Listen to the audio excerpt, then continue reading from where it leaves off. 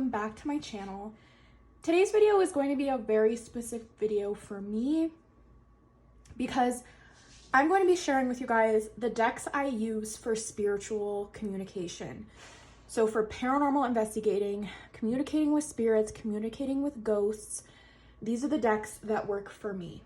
Now, these decks are very specific to me. So it's not necessarily that if you get this deck, they'll connect you to the other side. It's very personal. These are the ones I use specifically for spirit communication, but I do have a lot of decks that do connect me to that other side as well, but I also use them for other things. So those are not going to be included in this video. These are the ones that I use specifically and strictly for paranormal investigating. So feel free to pick these decks up if you're interested in that, because I think they work very good for that. But again, they are very personal to me.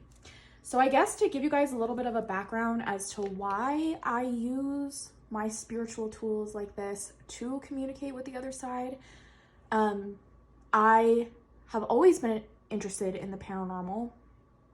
And before I really had my spiritual awakening and I was on this path, I was very interested in paranormal investigating. I tried to start my own paranormal investigations group. I had a group of people that got together and we would meet up. It didn't work out because of everybody's different schedules.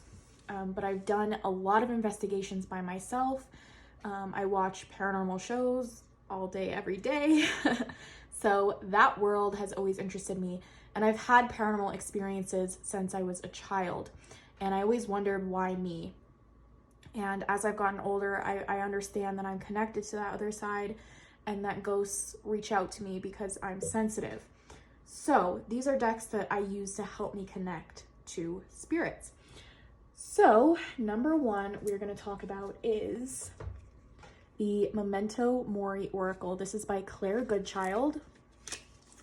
This is an indie deck. It is in like the $50 to $60 price range. So it is a little bit pricier. And then I know that she does like expansion packs on this. Right now, I just have the original, and I think it doesn't say, but I think it's like an 80 card deck just right off the bat. So there are a lot of cards that you get. And this deck is just a picture and then a word, basically describing what you see. So a letter.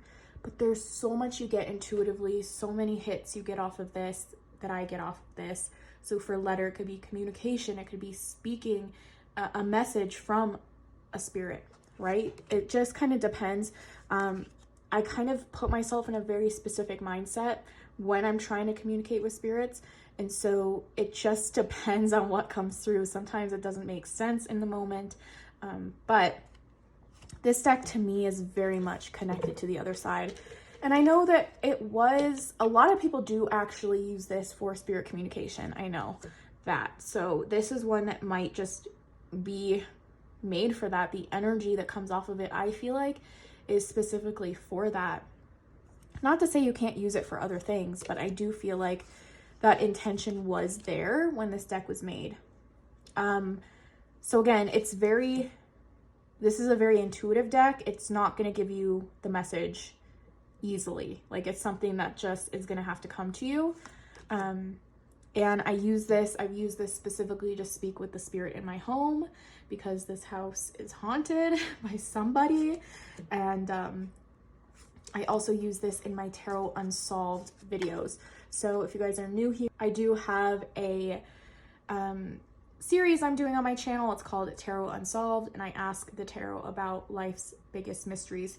And in October, I did a lot of paranormal cases. And so I use this deck in pretty much every single Tarot Unsolved video. It's connected to that liminal space. It's connected to somewhere else, somewhere not earthly. So I love this deck for spirit communication. So that is the Memento Mori. This is one I use in every single mediumship type read that I do.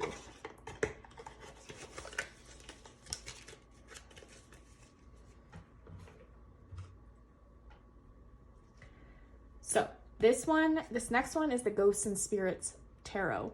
So while I feel like this one connects me to entities, spirits of all kind, I feel like this one connects me specifically to like people spirits or human spirits. This is a tarot deck, but I don't read it in the traditional way that I read tarot. So this is very connected again to spirit for me, and I read it again very intuitively. So while this is the Page of Pentacles, I don't pay attention to that when I'm reading with this. I look only at the picture and how it makes me feel. And this one is very scarily accurate again. The scenes depicted are so accurate to the spirit I'm connecting to and the feeling that they're giving me. And I feel like this is a very, very good deck for spirit communication, because I feel like through these images, they are able to convey to you what they're feeling. I mean, look at that Four of Cups, you guys. Seriously. I love this. I also love to use this to connect with spirit for like clients. So if they want to connect with their ancestors or something like that, so human spirits on in their lineage, I feel like it works very well for that. So just, this is such a good deck. And I love using it for spirit communication. It's so good. If you're kind of thrown off by this deck because of the meanings, you're not going to get the typical tarot meanings out of these cards. There is a guidebook that tells you kind of the stories of all of these spirits. I don't read that because I like to read this very intuitively, and I feel like I get the clearest, best messages without reading the backstories. Because I feel like any spirit, any kind of ghost I'm talking to can really convey to me through this, no matter if the actual image is based off a story. I think it can fit for multiple situations. So that is the Ghosts and Spirits Tarot. This is the newest one. Yeah, this is the newest one out of these decks, but it's very, very good. It's becoming a favorite.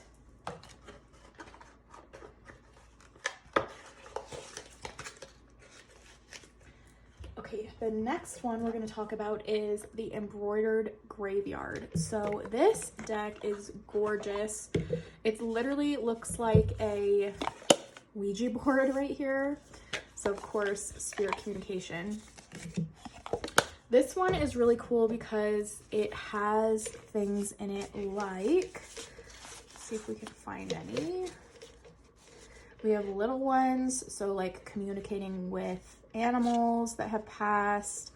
And we also have like mother, brother, sister, father, I believe. Yeah, so there's sister.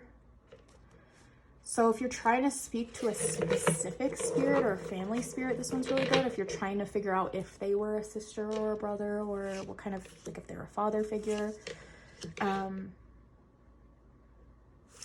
Again, I feel like this connects me to the other side in a spiritual way more than the other ones. The other ones are just strictly communication.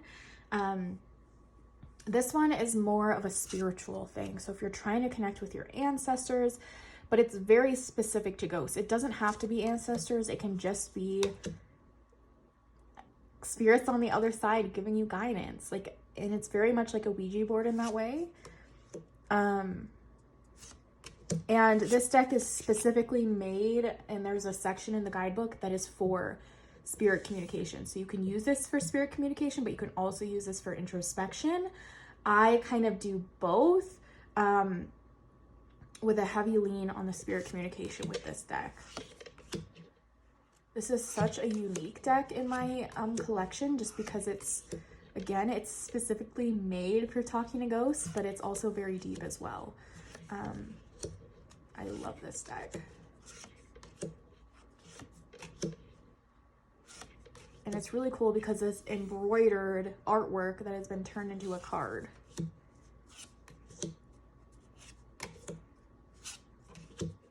So that is the Embroidered Graveyard Oracle. All right, so last but not least is going to be the Oracle of the Radiant Sun. So this is a really good oracle deck in general, but I use this specifically for spirit communication and for mediumship. and it is scarily accurate. So I don't bring this one out often. I bring this out when I want to connect with a certain spirit, and I want very clear answers. How accurate this is so scary sometimes. It is so on point. It is a astrology deck, and you can get a lot out of the artwork, or if you know astrology, you can add added messages to this and added layers. But I specifically go off of the keywords. There's like 88 cards in this deck, I think, and it really tells a story. If you're asking like, what happened to you, you know, and how are you feeling in this moment? Like, I did this for a very personal kind of story to my family. I didn't do this for my channel or anything like that. And I got a lot of answers that I feel like we've been asking for years. And so this is very scarily accurate. Again, I use this. This is the most, I feel like, mediumship deck that I have. Like, this gets you to the heart of the matter. I need to bring it out more, but it just, I think it kind of scared me a little bit using it because of how accurate it was. But I need to bring it out more because it is so, so good for connecting to specific spirits, and the answers you get off of it are so accurate. So I love this deck. I don't use it for any other purpose than for mediumship and paranormal communication. And it's really, really good for that. So if you've been wanting to use this deck for something and you don't really know what for, that is a really good suggestion I have.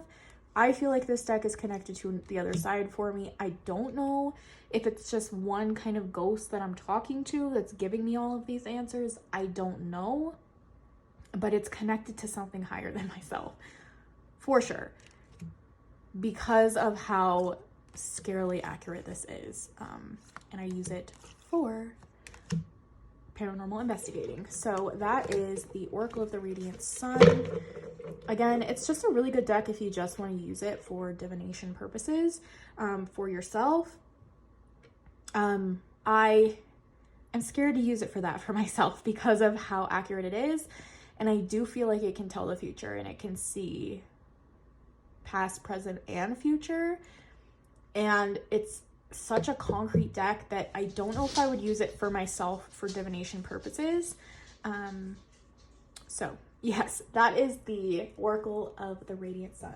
So those are the decks I use specifically for spirit work, spirit communication of that degree, like trying to communicate, trying to investigate, trying to figure out what happened, things like that.